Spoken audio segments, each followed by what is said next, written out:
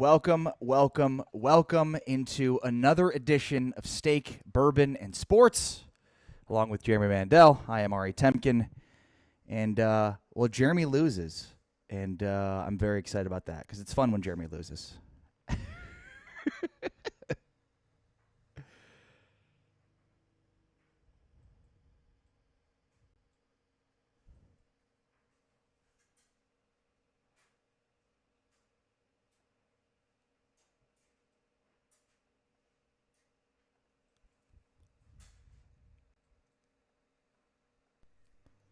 And this is now 2 weeks in a row where it didn't happen. We need to add some technological wrinkles here. I'm worried that you're getting the hang of this. I'm becoming more self-aware, and maybe that's the best. No, part. Stop it. You will never be self-aware. Let's not get carried away. Our guest today is Jared Thatcher from Boothill Blades, and we're talking knives today because why not?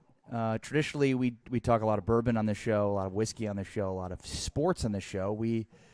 We have skewed away from steak, it's a big problem. It's a big issue. We should not do that. So Jared Thatcher is here to get us back on track because he makes one of the best knives you can get. So we want. He's my personal knife guy. He's a lot of people's personal knife guys. And a really cool story to boot as well. Pun unintended. But Boothill Blades, knives, and Jared's also a whiskey connoisseur as well, so we'll double dip with Jared today. Jared, how are you, buddy? I am well. Thank you very much for having me. Appreciate it. No, it's good to have you. So Jeremy intrigued me by saying that the steak you eat could depend in terms of taste on the knife that you cut it with, which I think makes no sense, I suppose. But indulge me, will you? Enlighten me. I have also heard that. I don't know this to be true because I'm not I'm just a simple knife maker. I'm not the scientist, if you will.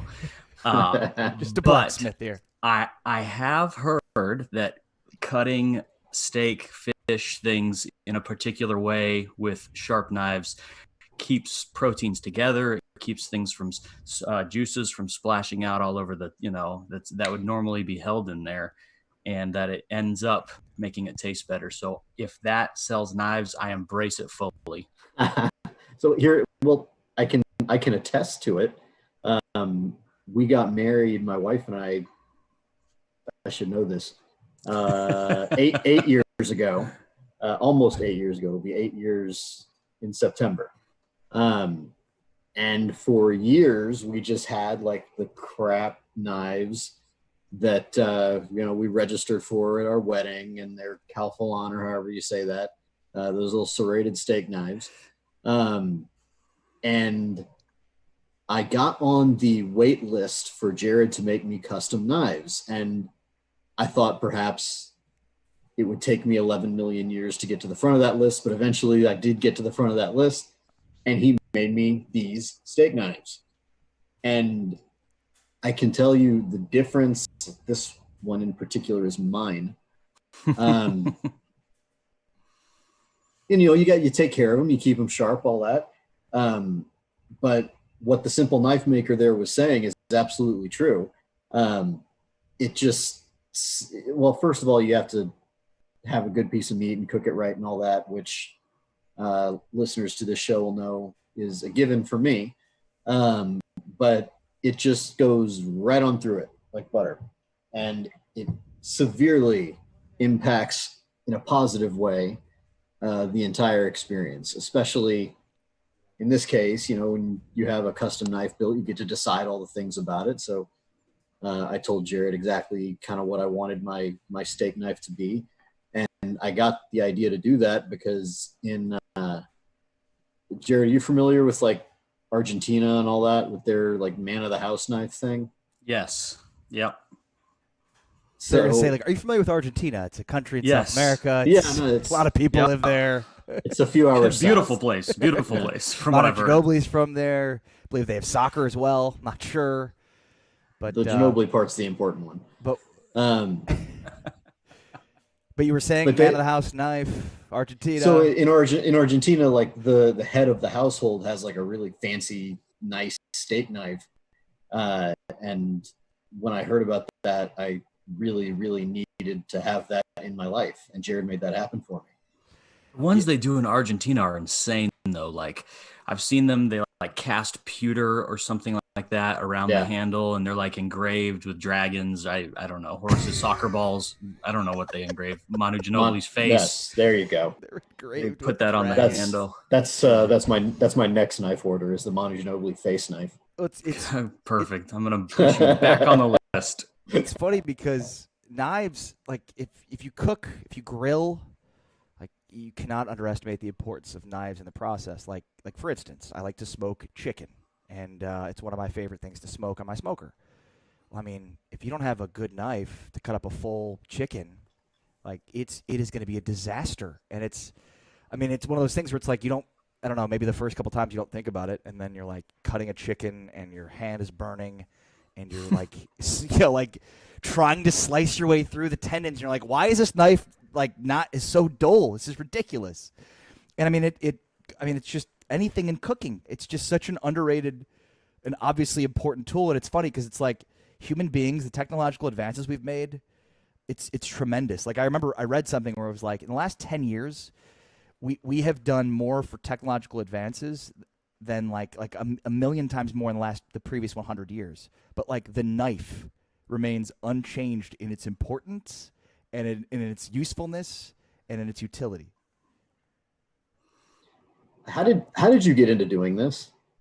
I live 1 mile over the border in Kentucky from Tennessee. So they call it Western Kentucky, but I feel like it's really Southern Kentucky, but whatever.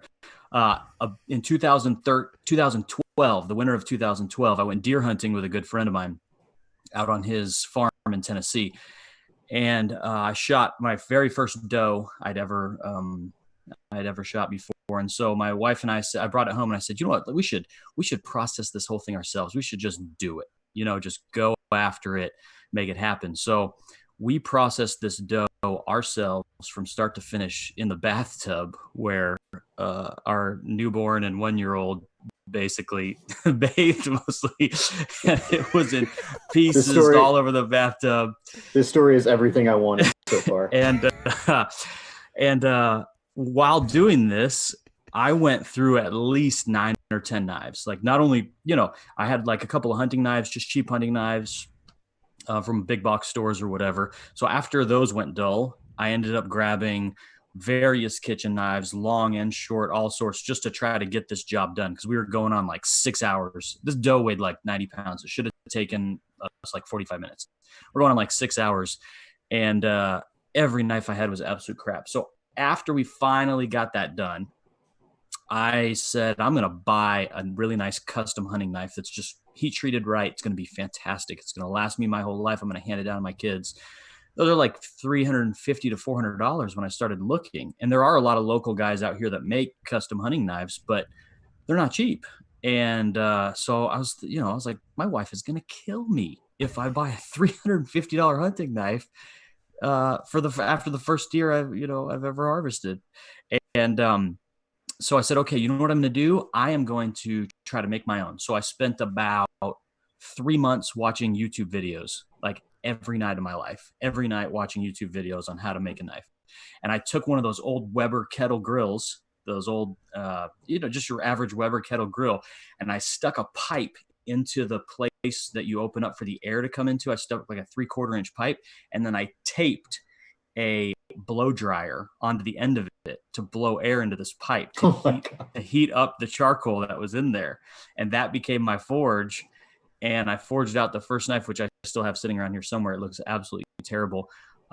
Actually, it's probably the third knife I made because the first two melted. I didn't know regular charcoal that you get at the store could get that hot. They straight melted. I walked away for a second and they were gone. So anyway, I made one and it was terrible. So I was like, I could do this again and again and again and again. And I just continued trying. And then in 2013, we launched what was at the time Queen City Knives. I got sued, or almost got sued. I got a cease and desist letter from a company actually called Queen City Knives. They renewed their trademark in July, and I had started the business in January. So I had checked, but they renewed it in July, sent me a cease and desist. And I changed the name then during the middle of a Kickstarter campaign that we were running to Boothill Blades. What's your background? Like, were you just like, you know what, I'm going to decide to make a knife, and then? I was in the out of high school. I went to college to be pre-med, and then I figured I'd just copy my best friend's homework, and we'd both be doctors, and it would be great. And we got to the cadavers, and it was disgusting, and so I left and went into the Navy. And I was in the Navy for 8 years. And then I was a financial advisor, like our very own favorite, Jeremy Mandel, but nowhere near as good as he was. I was a terrible financial advisor for a few different companies. And that's what I was. So there's still hope for me, you're saying? Yeah, there's still hope. You can be successful one day, hopefully, Jeremy. Okay. So from I'll copy homework and be a doctor to financial advising to forging knives. That's right. That's right. Did you always have did you always like to work with your hands? Did you have an engineer? Like, is there an engineering? No, absolutely not. I can't even change the oil in my own car. Like I know I don't build things. I don't make things. I'm getting better at it and trying, but it's mostly just because my neighbor is super handy. You know, you hand him two things. He's like, he can come up with anything, and he can come up with a fix for it.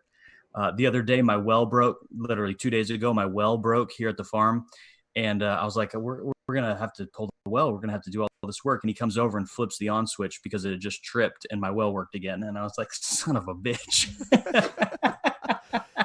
So how'd you know you were good at this? I still don't know that I'm actually good at it because there's a lot of other people that are much better knife makers than I am. I am a serial entrepreneur. I want to start things. I want to create businesses. I like the business side of it. I'm a much better marketer and businessman truly than I am knife maker. That's the growing pains are actually in knife making. You're like, my knives aren't even good. I'm just really good at branding. That's right. That's right. And so the knives will hopefully catch up one day. So what I found to be really interesting about Boothill Blades is you do not have consistent branding for your handles. You know, you see a lot of knives and you kind of know what the brand is based on the handle. But you use recycled material for the handle.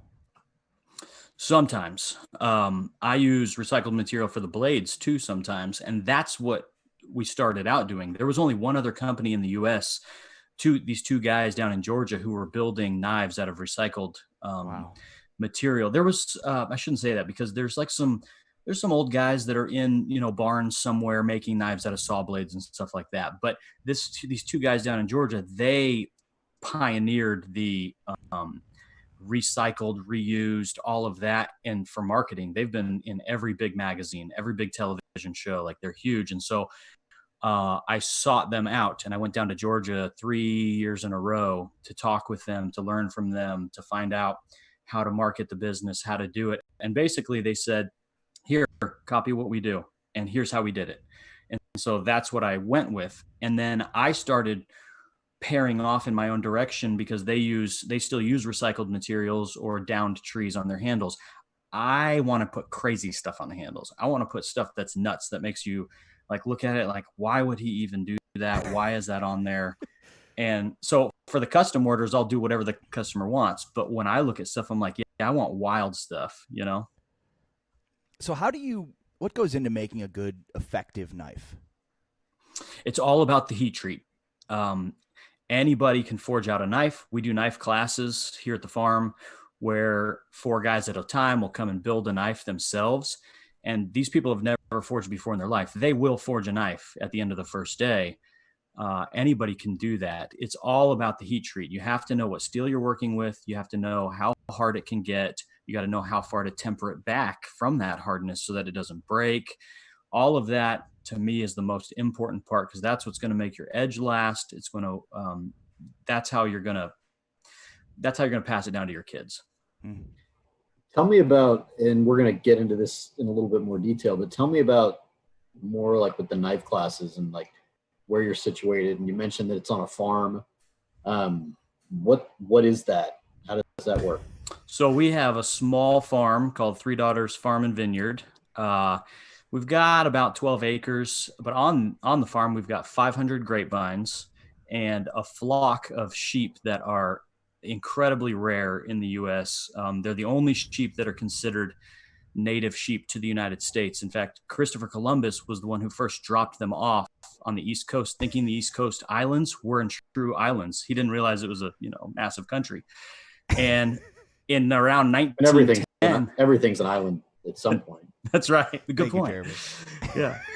In about 1910, there were a million of these sheep roaming free from Florida to New Orleans, just across the southern United States.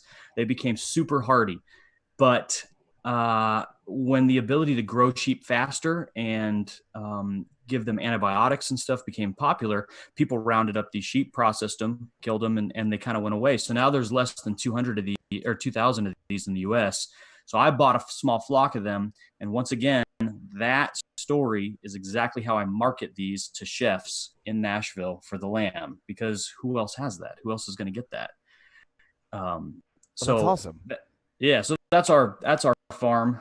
And I do a knife class usually during the winter months, because if you do a knife class right now, it is ridiculous. Yeah, I lost like 3.5 pounds the other day while forging just from sweat. Oh. How many knives can you make in a day?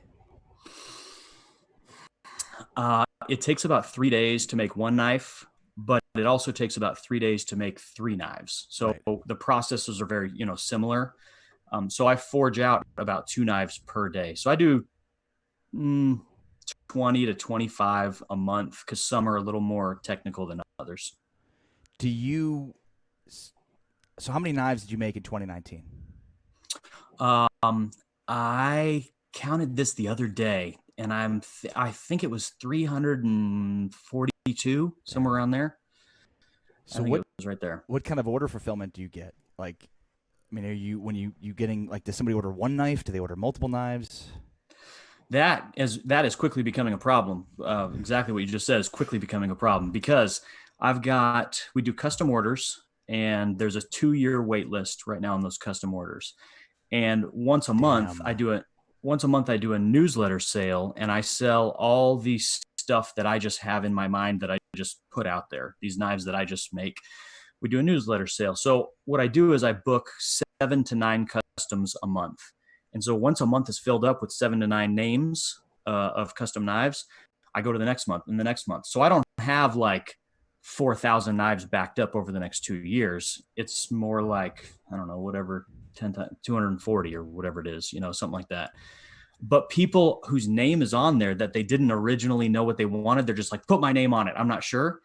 Those people are like, hey, how many can I order since I've waited 2 years, my name's up, how many can I order? They're like, I'm saying, well, I mean, what would you like? And they're like, I'll take a 10-piece set. And I'm, oh shit, this is going to be bad.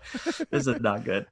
The workaround to that is come to the front of the line and ask for a steak knife set. Right. Which is what I did. Yeah. I got on the list for a custom knife having no earthly idea what I actually wanted.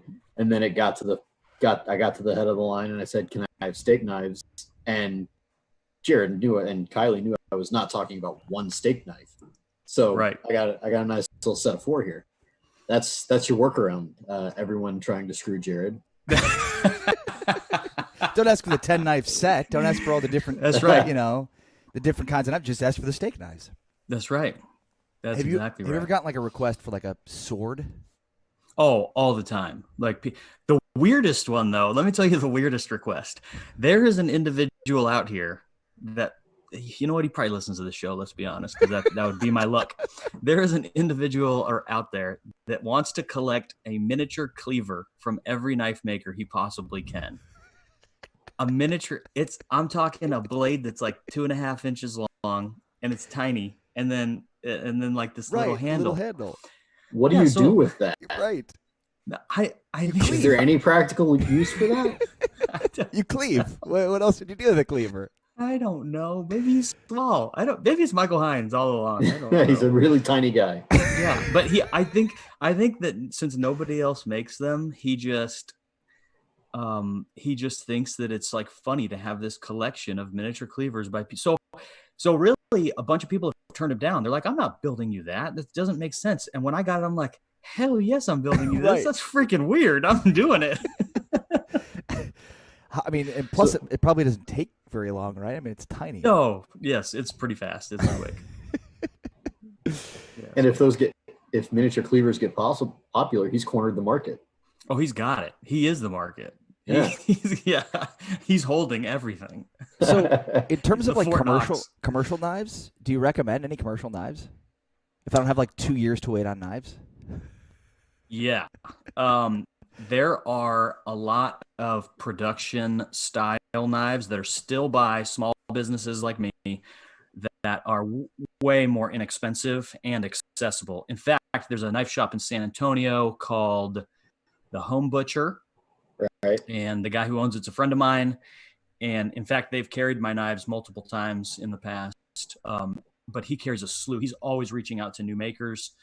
And so they've got like there's a company called Pie Cutlery, for example, and Pie Cutlery does a really nice stainless blade. It's super simple. You can get a badass cool handle though on it that looks wild, and they're a lot more inexpensive and a lot more accessible.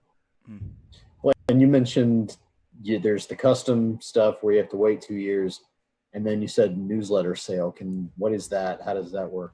Yeah, so every time I build a custom knife, I build two of them. I build two of the exact same knife pretty much, so that in case one of them fails, breaks, I mess it up in heat treat or whatever, I've got that backup one ready to go so that there's no time lost, so that the people still get the knife in the month that they were supposed to. So once they make it through heat treat, I turn that knife into whatever I want and put it into our monthly newsletter sale. And that comes out the first Wednesday of every month at 12 p.m. Eastern time. It's an email that comes to your inbox, and it has all the knives that are available that month, usually somewhere between 10 to 15 knives.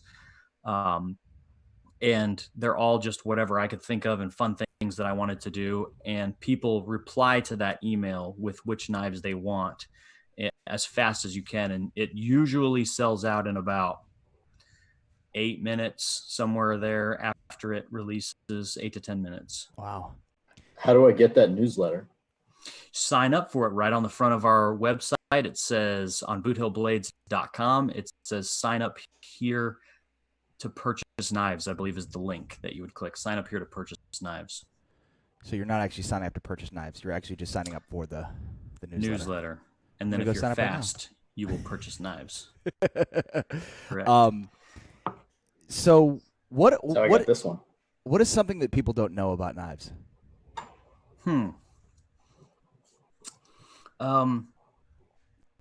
A lot of the Damascus knives that are out there, if you're going to do it right, you need to hand sand it. And hand sanding can easily take anywhere from 2 to 4 hours sitting there sanding a piece of steel from 60 grit all the way up to 800, 1000 grit before you can etch it and reveal that nice pattern.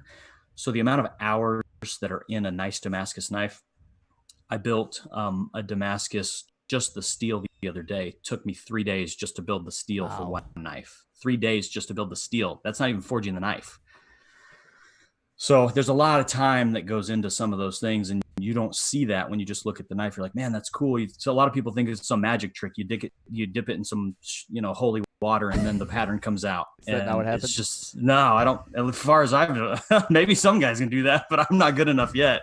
That's what I'm saying. I'm trying to progress to be that good knife maker where I can do that. What's a misconception people have about knives? That a steel or a hone that comes in your knife block, that little round thing, usually it's made out of steel. Sometimes you can get a ceramic one. The misconception is that sharpens your blade. It does not sharpen your blade. That realigns the burr on the edge of your blade. As you're cutting things, the burr on the edge of your blade goes wonky. It's like it's like a bunch of little steel hairs on the end, and they get intertwined with each other, and they go different directions, and that's what dulls your blade. If you use a steel to hone it, it brings all of those threads, all those hairs back into a straight line, and that's what cuts. That's how you can cut, and that's why your knife feels sharper after you hone it, but it's not actually sharpening it. And if you have a really good knife or a really hard knife, the steel one that comes in your knife set or whatever, it will chip out that blade because it's too hard. Wow. So I recommend a lot of people get the ceramic hones instead. Okay, so can you sharpen your knife, or are you just I forgot what you said, but creating that friction that gets the hairs to stand back up? Yeah, you can definitely sharpen your knife. I usually tell people, I'm just like, I tell them, just send it back to me. Like, send it back to me and let me give it a spa day. It only takes me 5 minutes to sharpen one. I'll usually, if I'm serious, if they send it back, Spa day, I like I'll redo, a lot of times I'll redo the handle. I'll clean it up. I'll Do you have like a robe for the knife too? Yeah. Yes. I bring them out. Very nice.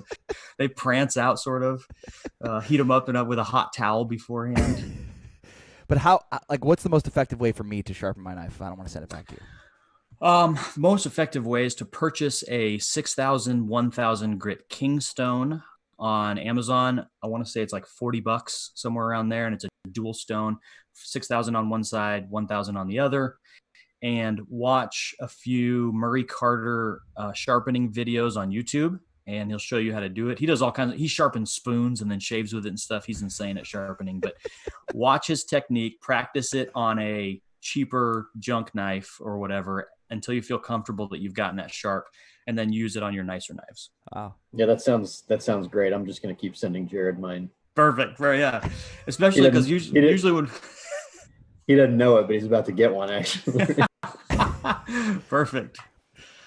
You never think about the amount of nuance there is to knives, You just don't. You just take it for granted. It's such an old, is it like the first tool that was ever created? I believe that's what it's considered. I believe it's considered the first tool. And I think the best thing about knives is it just makes what you're doing. If you enjoy cooking, if you enjoy cutting meat, if you enjoy smoking things, it just makes that process even more fun. Totally. It's like how fun it's more fun to smoke something on your $1,000 Big Green Egg a lot of times than it is your Weber kettle that was like $40 at Walmart. It's just more fun. You pay attention, you buy more accessories for it, that kind of stuff. That's what nice knives or more expensive knives do. They're probably, to be honest, they're probably going to cut. You can do the same thing with your normal kitchen knives, but there's something about putting steak knives down in front of a group of people, that are handmade or whatever, and it creates a story. It opens up a conversation, and it's just more fun.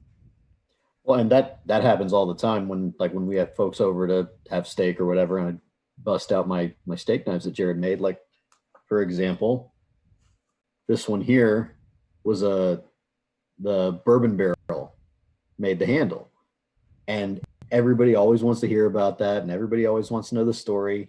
And then by the time I'm done talking about it, dinner's halfway over. It's almost time for me to kick people out of my house. It's fantastic.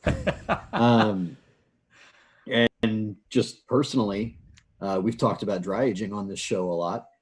When you dry age something, and 30 days passes, 45, 60, however long you're doing it, you've got that hard exterior on the meat. And I stopped dry aging for a while because I didn't have a knife that I loved, and it was kind of a pain to go through and trim all that off. Well, then I got this guy. Yeah. And I trim a dry age primal in like 5 minutes, and I have a blast doing it. Well, and it's a great story because you're like, when you brought that up, like I can imagine there are things that like smoking a chicken, or it was like, I don't want to smoke a chicken because I don't want to cut it. Like, honestly, like what you said about there being like this anxiety over, certain foods, it really comes down to like, if you don't have the effective tools to cut and carve, it's like, it really does create a level of anxiety that I didn't even think about, that like, to Jeremy's point, where it's like, I don't even want to do it because I know that when I get down to the most important part of, that meat, it's not going to be effective, and it's going to be frustrating and annoying, and it makes the whole process bad. Like it really, the rug ties the room together, So one of the questions that I always get from people when I have when we have guests come on is, okay, well, how do I get that thing that the guest was talking about? And with Jared, it's kind of hard because you either have to get on your 2-year wait list for the knives, or you can get the newsletter and hope that you get your reply in fast enough. But also, Right now, there's a third way to get a knife. If you go through this raffle that Jared's hosting, can you tell us about what that is and what you're doing there? So, keeping in line with the thought that I'm always trying to create something new. I'm always trying to do something new. The farm that we bought, I envision it as an event venue one day. And part of that experience or part of that event venue is going to be a guest house here on the farm. I want to do things that our knife class that we do is not just a knife class. When people leave the knife class, they usually one guy said to me one time, he said, "This wasn't a knife class. This was everything from a spiritual awakening to a new experience to and then we happened to make knives, and a bourbon eye-opening experience as well. And then we happened to make knives at the end." You'd have some of the very finest bourbon in the world at these knife classes. I'm going to need to run another raffle just to buy bourbon probably, but I want to create experiences. I want people who live inside the city that do not know about animals, that don't know about grapes, that don't know about knife making. I want to bring them out to the farm, have them be wined and dined, and have an absolute blast and make a knife in the process. So I'm building a guest house out here, and to break ground on that guest house, I am currently running a raffle for the very first mosaic Damascus knife, the one that took me 3 days just to build the steel. I'm running a raffle for that knife. So first place, I'm going to do a random.org randomizer. Whoever comes up, I don't know how many times I'm going to click random yet, but whoever comes up on top when we do it, as long as it's not Jeremy Mandel, they are going to win the knife. I don't like how that turned just now. Yeah, sorry, my bad. You can win. I have designs on buying raffle tickets. So. You can win second place, which is a free spot in our knife class. And normally we charge $500 a person to take the knife class. So it's a 3 day process. And then third place, I'm going to spin it one more time, and that person is going to get a full set of wooden utensils that my wife has made. A full set of all kinds of things, from salad forks and spoons to stirring spoon, everything you can think of that she makes. We're going to put that into a package for the third place person. And more importantly, and I wanted to leave this for last because this is the most important part of this, I don't just want this guest house for the knife making, the paying customers who are coming to build a knife. I want this guest house for our friends that are chefs that are in the area that work 60 hours a week. A lot of them are salaried, and they get completely burned out. Their restaurants are closed. If their restaurants are open, they've gotten rid of all of their staff and it's only them running things. That industry is really, really hard on people's mental health. And I talk to these people, my customers have become my friends. I talk to them all the time and how difficult it is for them. I want this to be a reprieve. I want this to be a place that they can get out of town for a couple of days, book a mental vacation, even though they only have to travel an hour outside of Nashville to get here, and just stay. And if they want to help cook, great. If they just want to sit back with a pour on the porch of this guest house, great. Just somewhere for them to get away. There will probably be a 501c3 nonprofit that accompanies this so that we can continue raising money to help the mental health of our chefs and cooks. But this is step one, and that's why I want to build this. Well said. I mean, if you've ever worked in the restaurant industry, like I have, and lots of people have, just the insane amount of hours. I mean, you're right.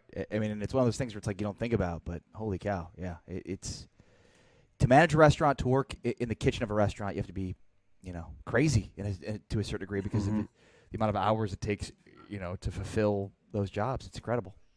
So if I want to support this and buy these raffle tickets, as I intend to do, how do I do that? Even though you're not going to win. That's right. Well, it's someone else. Someone else. You can win the class so that you have to come visit me. That's the key. Actually, no, what I really want Jared hopes to one day become good at making knives. Fortunately, his wife is already good at making the wooden stuff. So I'm wooden stuff. You want to make I'm there's a word that I needed to find, and it You're just quite the didn't happen. wordsmith. Look, Kitchen utensils, isn't that appropriate? I work with numbers and whiskey. banking tools. Not at the same time, but separately. Sometimes That's what I'm gunning for. So fine, don't let me get the first prize. That's I want right. Third prize.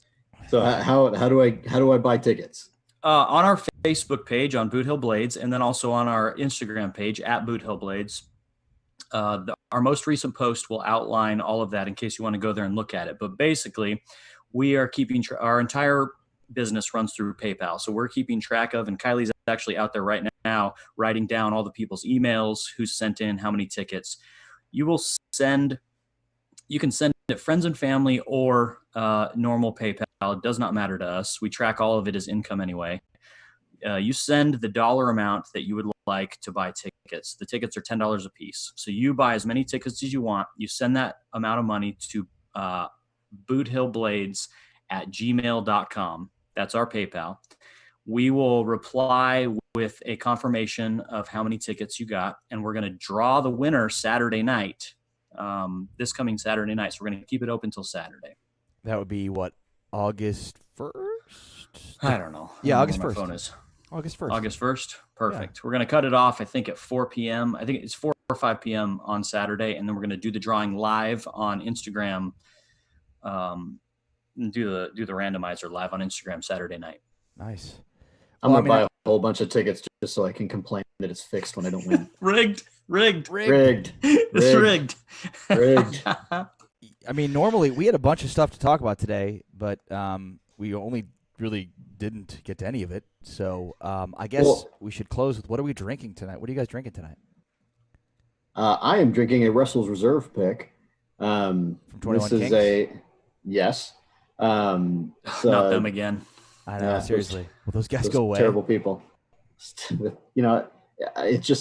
when I reach into my closet, that's what I tend to grab.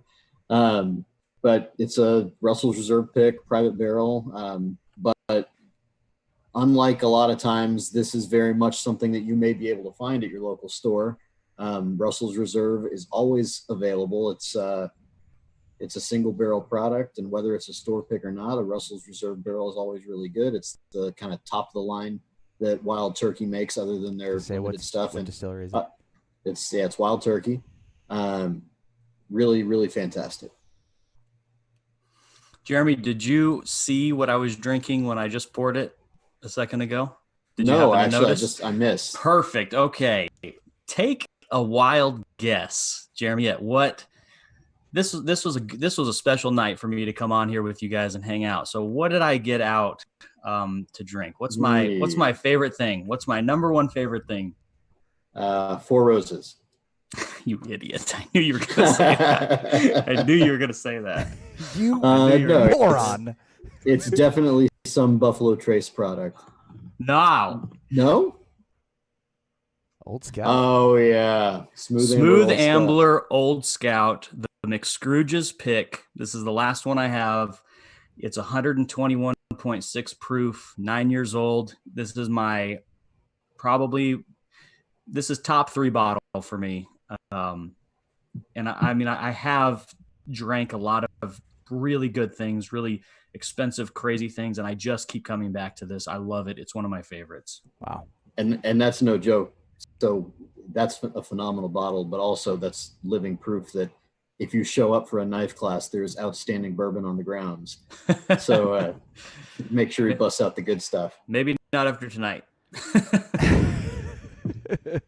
I'm drinking Smoke Wagon tonight. This is, where does it say the proof on it? 58.8 alcohol by volume. This is 12-year private barrel. K&L? Yes. Very cool. Yeah. Really so we're not going to talk about Lou Williams at all. I mean, how can we not? But we have been. All right. It's my favorite non-Spurs winning a championship sports story that may have happened in my entire life. It's my favorite non-knife story easily of 2020. So, Jared, have you heard about this guy at all? No, I have not. Okay, When you mentioned it earlier, I was excited. This is the greatest. Honestly, this is the greatest sport in a horrible year. This is the greatest sports story of 2020. It might not even be close. And it would have been the greatest sports story of 2019 too. You probably. So NBA goes into a bubble, and they're being very careful about coronavirus precautions. If you want to leave, you have to have some extraordinary reason, and you get an excused absence, and then there's quarantine rules when you come back. Well, Lou Williams, who is on the Clippers and is a Sixth Man of the Year candidate, he got an excused absence because I don't think it was someone in his family, but someone family emergency. Was it excused absence? Well, there was a death. Somebody died. He attended a funeral. And on Instagram, I need to get the rapper's name. I actually brought it up here. Oh no. Well, we're gonna have to do this without the rapper's name, unfortunately. But there's. That was great radio. This is fantastic, isn't it? This is fantastic. So here it is. Rapper Jack Harlow on Instagram put up a photo, and at the Atlanta Gentlemen's Club, Magic City. I think it's called Magic City. Yes. And it's him and Lou Williams. They have great wings, apparently. Apparently the wings are very good. Great wings. And that's no joke. That's been the line that Lou Williams has used. The wings are really good. And so there was all this hubbub on Instagram, like, shouldn't Lou Williams like be in a bubble and not at a gentleman's club? And the rapper, Mr. Harlow, said, this is an old picture. I put it up because I missed my buddy Lou while he's out in the bubble. But unfortunately, wearing a mask. Yeah, he's wearing a mask that was issued to the players when they arrived to the bubble. Oh my gosh. So he got, I think it was a 10-day quarantine or a 14-day quarantine just to come back. So now on my list of things that I have to do in my life is have Magic City wings.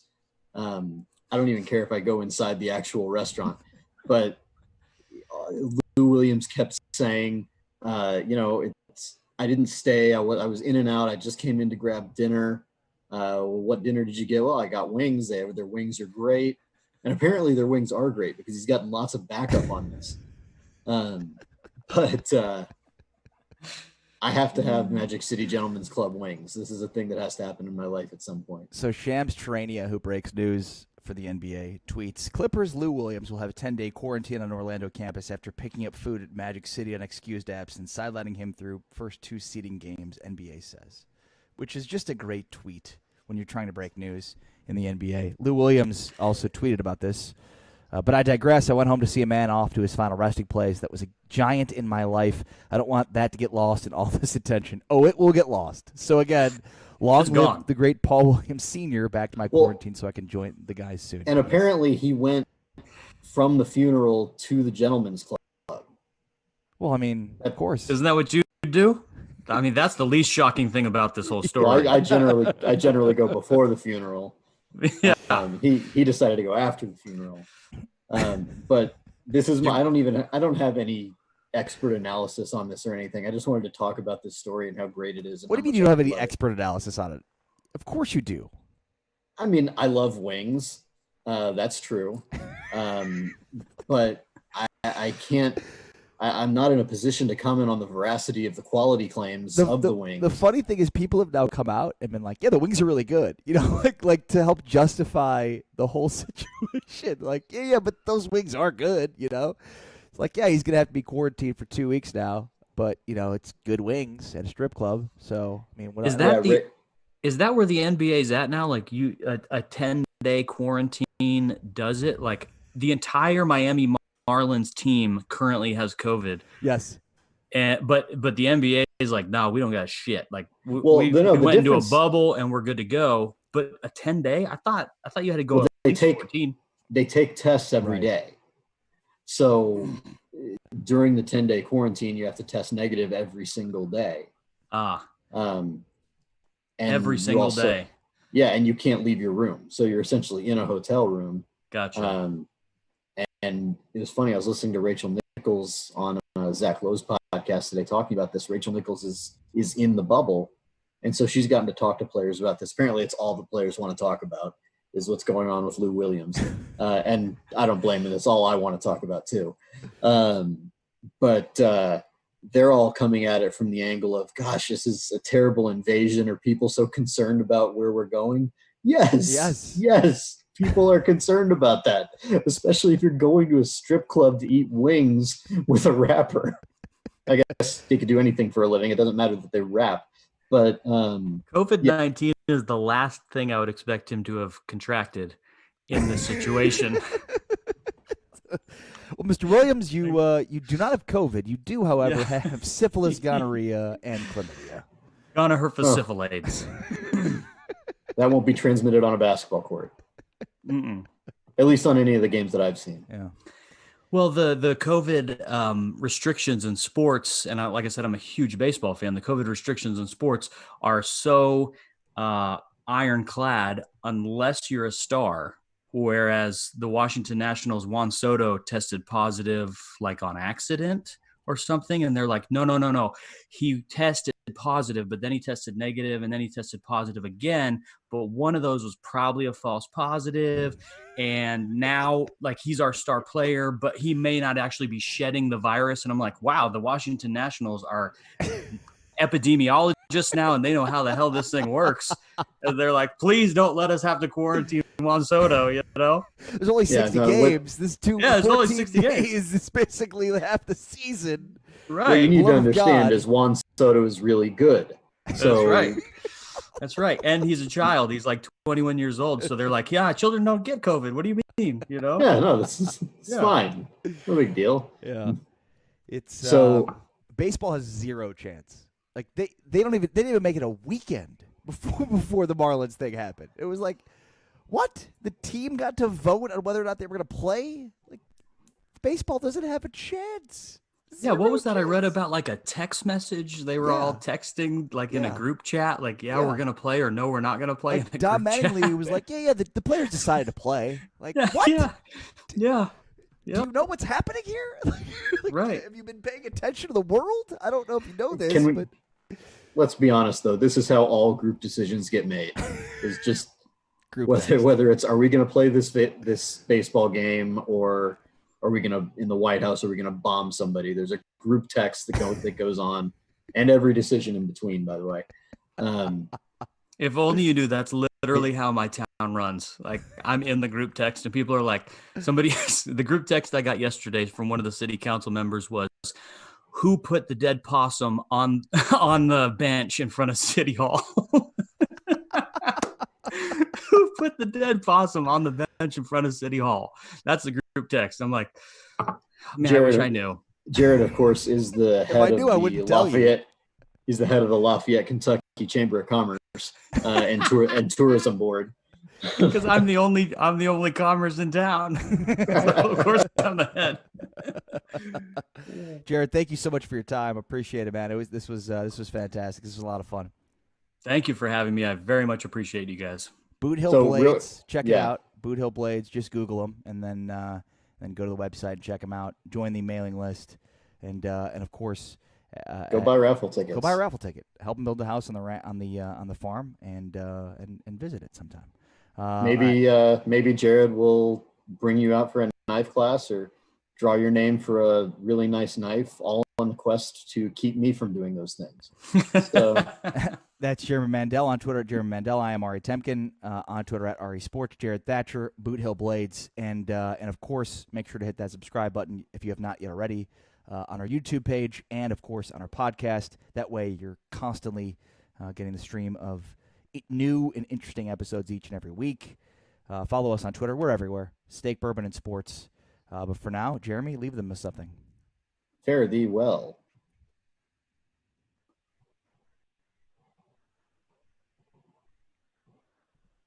We're good? Okay, we're good.